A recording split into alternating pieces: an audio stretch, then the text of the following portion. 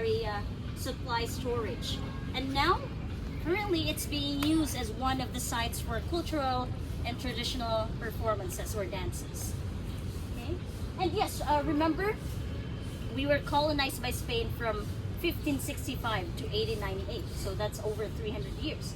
Now, after the Spain, the next one are the Americans. So now, the question is, why are the Americans got involved, or why did they come here in the Philippines? Because on 1898, the USS Maine ship sank in Cuba. And there are around 240 passengers aboard that died. So the Americans, they accused the Spanish of doing that. They bombarded the USS Maine ship. And they declared a war against Spain. So that's why they came here to the Philippines, because they thought, oh, the Philippines is under the Spanish colony. Let's all go over there and weaken their forces. So that's why the war spread through the Philippines, and the Spanish or the Spain lost to the U.S. So the Spain, they ceded the Philippines to the U.S. for $20 million. And that is for the investments the Spanish did to the Philippines, like the churches, the schools, or the houses that they did. So like the Americans paid them $20 million for those investments. But that is also the mark of the surrender of Spain to the U.S. So now, the Filipinos declared, oh yay, we're independent from Spain. 1898, June 12, 1898, independent. The Americans said, no, you're under the U.S. colony now. So there's a war also between the Americans and Filipinos. And by that time, our first president is Emilio Aguinaldo. So he was mad about it because we're still under colonization, or we're still under a different colony. So there's a Filipino and American war that was from 1899 to 1902. So we fought, and around 200,000 to they say some not recorded deaths would reach 1 million during the Filipino and American battle. So that's what happened before. And then until 1901, Emilio Aguinaldo surrendered because we're losing to the Americans. And he swore allegiance to the U.S. So that's what happened. That's why. And then the U.S. took over the Philippines. So around 1900s, 1902, you would wonder why the Filipinos knows how to speak English. Because we were colonized by different countries, so we lost the patriotism, nationalism inside us. And we were conflicted because we were colonized without a break, you know? So from the Spanish to the Americans, and the Americans at the time introduced us the English language. When they come here, they brought a ship of American teachers, 570 of them. They are called Thomasites. So they built schools 1900 during their time.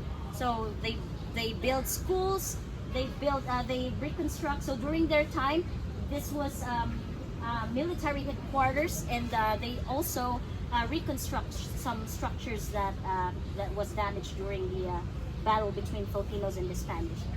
And they built schools, so they taught us English subject. And then they also discovered some parts of the Philippines. So Clark, for example, do you know Clark, the other airport? That's the American military base. And Baguio City. Baguio it's the coldest part of Luzon here in Manila. It's the coldest part. It's a hillside. So Americans built hill posts over there.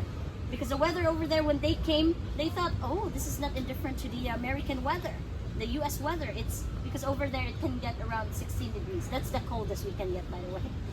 So they're like, okay.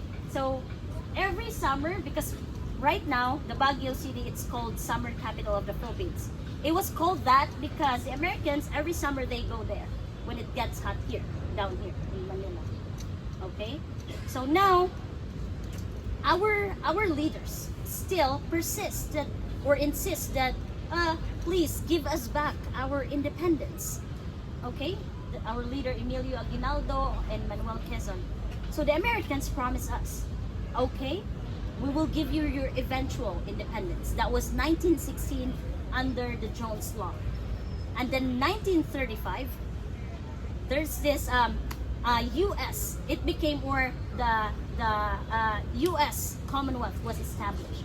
So it's called U.S. Commonwealth of the Philippines. It became that. But the leader or the president is still a Filipino, led by Manuel L. Quezon. Okay, so it became U.S. Commonwealth of the Philippines, and at the same time, the Tidings-McDuffie Act is taking effect. That's 1935. Under the Tidings-McDuffie Act, it says that the Americans will give the Filipino a 10-year transition. So 10-year transition to their full independence. So 1935 plus 10 years, supposedly, the Americans will give us our independence on 1945. Okay, so that's what they promised. But then, the Japanese came, 1941. Okay? They surprise attacked us. So they bombarded the Baguio city, or there's a place in Baguio called Camp Janhay. They bombarded it, they bombarded Mindanao, and the Americans and Filipinos weren't prepared for it. So we lost to the Japanese.